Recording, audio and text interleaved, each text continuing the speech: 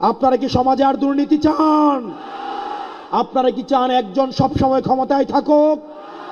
আপনারা চান কিনা দুর্নীতি মাদক সমাজ থেকে চিরতরে নির্বাসনে যাক?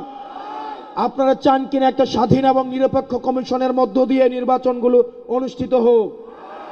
যদি হয়ে থাকে তাহলে আগামী বাংলাদেশের রায় আমাদের হবে গণভোটে হা ভোটের পক্ষে।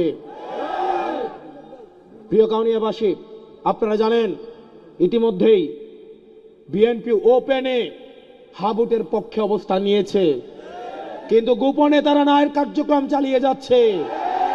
এই ওপেন গোপনের খেলা বন্ধ করে জনতার কাতারে নেমে এসে গণভোটে মুখে যেটা বলবেন কাজে সেটা করে হাকে জিতিয়ে আগামী সংসদে আমরা ক্ষমতা কাঠামোর ইতিবাচক পরিবর্তন করব ইনশাআল্লাহ।